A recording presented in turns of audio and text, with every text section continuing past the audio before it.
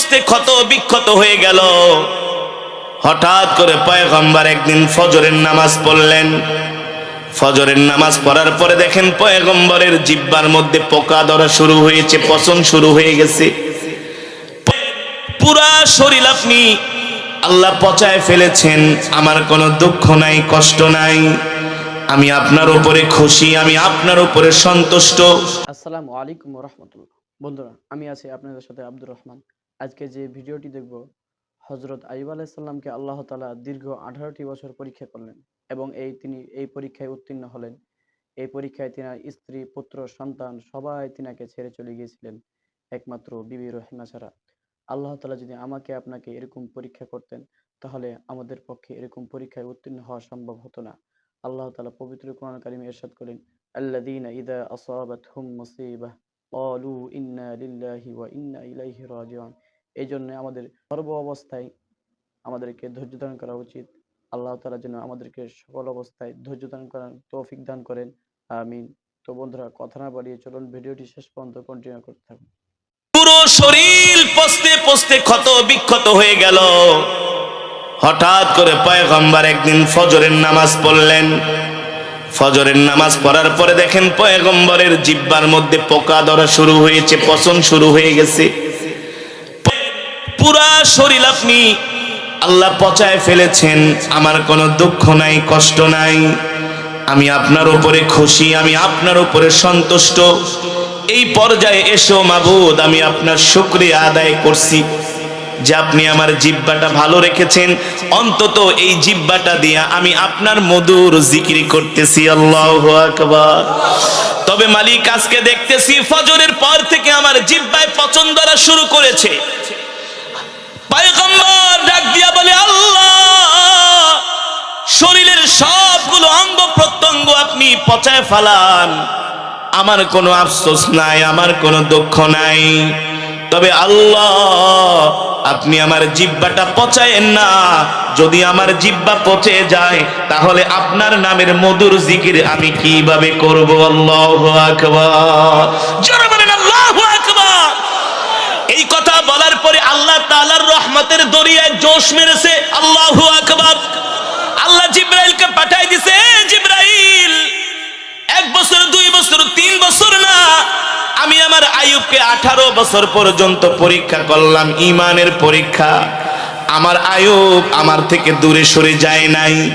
আমার আইয়ুব শুকরগুজারি বান্দা হিসাবে আমার আইয়ুব পাশ করেছে।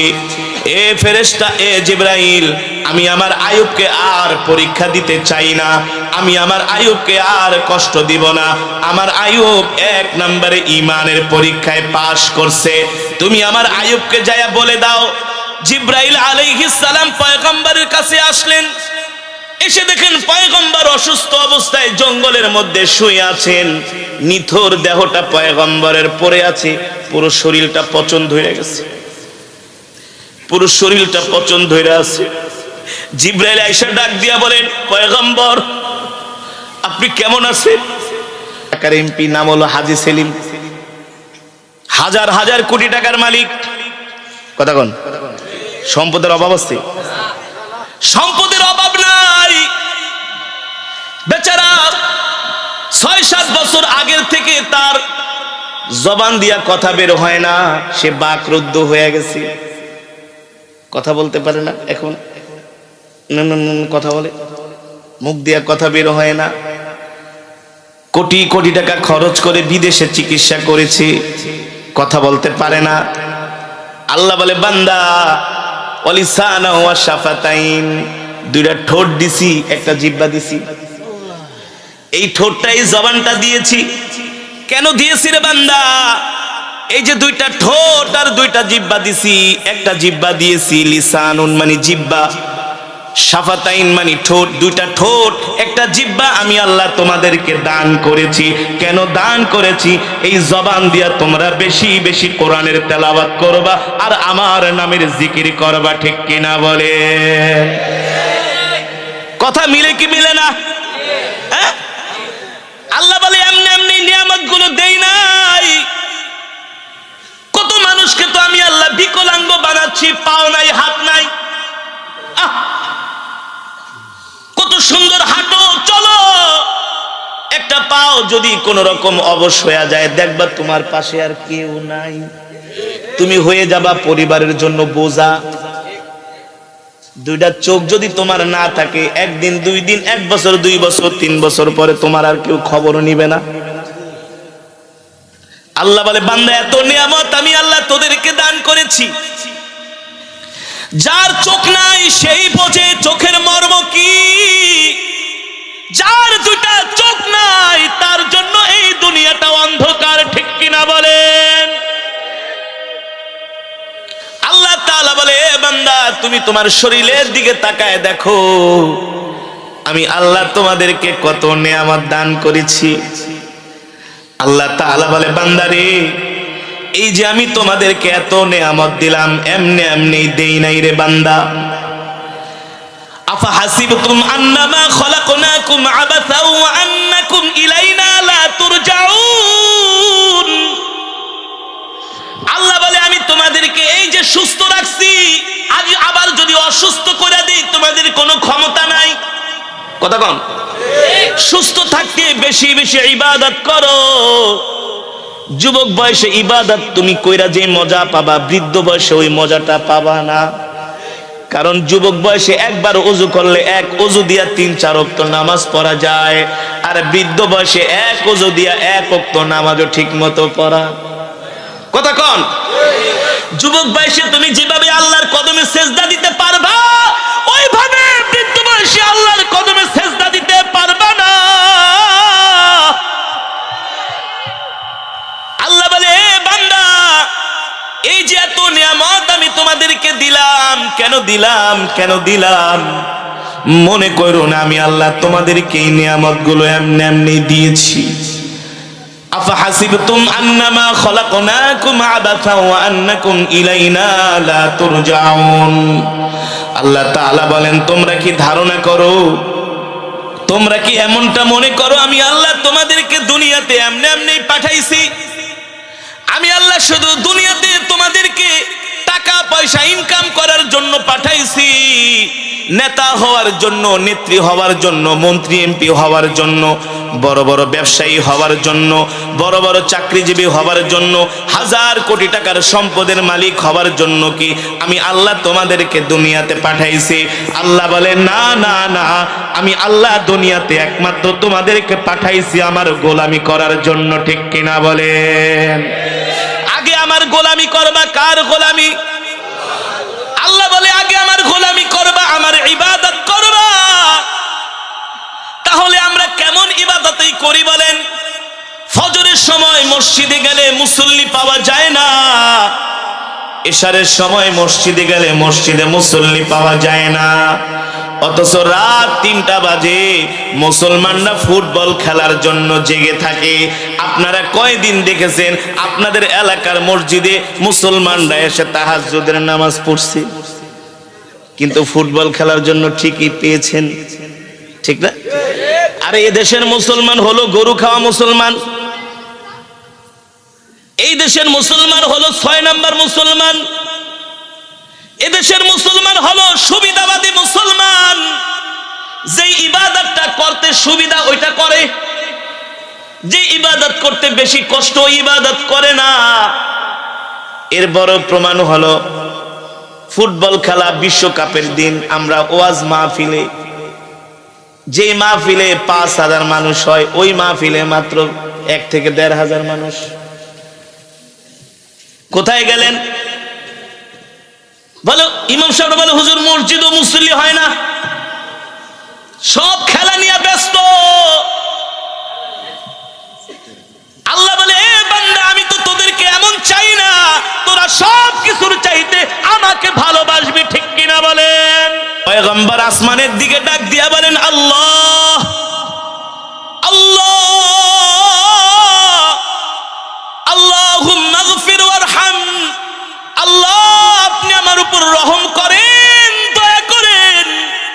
আল্লাহ আপনি আমাকে শেফা করেন। এই কারণেই তো পয়গম্বর আইয়ুব আলাইহিস সালামকে আল্লাহ তাআলা 1 বছর, 2 বছর, 3 বছর, 4 বছর, 5 বছর না, পয়গম্বর আইয়ুব আলাইহিস সালামকে আল্লাহ তাআলা 18 বছর পরীক্ষা দিয়েছেন। কত বছর? 18 বছর। কেমন পরীক্ষা? আইয়ুব আলাইহিস সালামের ধন সম্পদের কোনো অভাব ছিল না, সন্তান সন্ততির অভাব ছিল না, স্ত্রীদের অভাব ছিল না, প্রভাব প্রতিপত্তির কোনো অভাব ছিল না। হঠাৎ করে আল্লাহ তাআলা আইয়ুব আলাইহিস সালামকে ঈমানের পরীক্ষা করার জন্য, ধৈর্যশীল পরীক্ষা করার জন্য আল্লাহ তাআলাকে কতটুকুন পয়গম্বর আল্লাহকে ভালোবাসে, আল্লাহর উপর তাওয়াক্কুল করে, আল্লাহর উপর ধৈর্য ধারণ করে, আল্লাহকে হৃদয়ের গভীর থেকে কতটা ভালোবাসে, এই ভালোবাসা পরীক্ষা করার জন্য পয়গম্বরকে আল্লাহ তাআলা এমন একটা রোগ দিলেন, যেই রোগ পা থেকে শুরু হয়েছিল, পা থেকে পৌঁছতে পৌঁছতে একেবারে কোমর পর্যন্ত চলে আসলো। এবার পয়গম্বরের শরীরের গন্ধে এলাকার মানুষ থাকতে পারে না, যার সামনে কোনো মানুষ কোনো কথা বলতো না। আজকে এলাকার মানুষ এসে বলে, আইয়ুব হয় আপনি এলাকায় থাকেন, নাইলে আমরা এলাকা থেকে চলে যাই। পয়গম্বর তো কোনো মানুষকে কষ্ট দিতে পারেন না।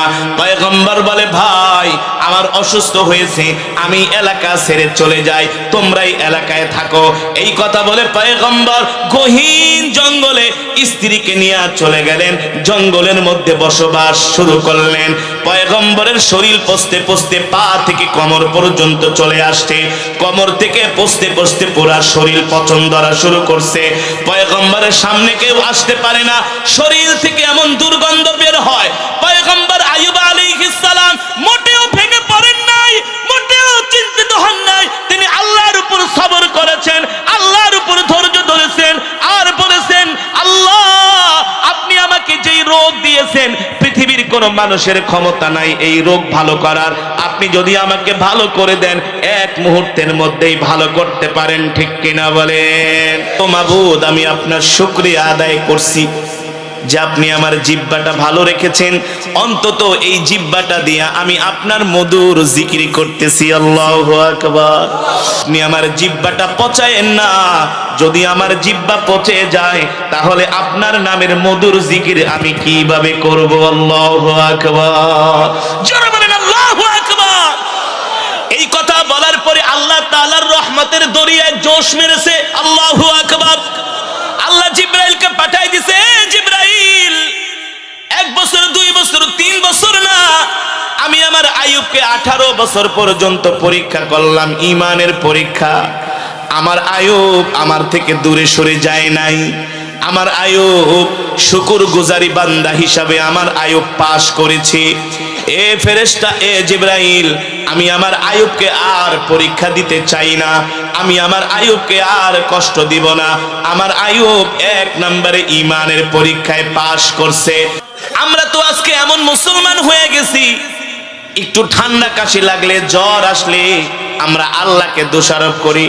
আল্লাহ 2 দিন পর পর শুধু আপনি আমাকে এই রোগ দেন। কত মানুষ আছে তারা কত সুস্থ, অথচ তাদের কোনো রোগ হয় না। আল্লাহ আপনি শুধু আমাকেই দেখেন, ওই সমস্ত মানুষদের দেখেন না। আমরা আল্লাহকে এমন দোষারোপ করি কিনা, ঠিক কিনা বলে? আমরা কষ্ট অভিমান করতাম, আল্লাহকে দোষারোপ করতাম। পয়গম্বর এত সুন্দর সুস্থ মানুষটা জঙ্গলের মধ্যে অসুস্থ অবস্থায় পড়ে আছে, এর থেকে আমাদের শিক্ষা নেওয়ার দরকার আছে কি আছে না? জোরে বলেন, শিক্ষা নেওয়ার দরকার আছে কি আছে না? তো বন্ধুরা, ভিডিওটি কেমন লাগলো অবশ্যই কমেন্ট করতে ভুলবেন না, এবং যারা যারা আমার চ্যানেলটি সাবস্ক্রাইব করেছেন তাদেরকে অসংখ্য ধন্যবাদ। আসসালামু আলাইকুম ওয়া রাহমাতুল্লাহ।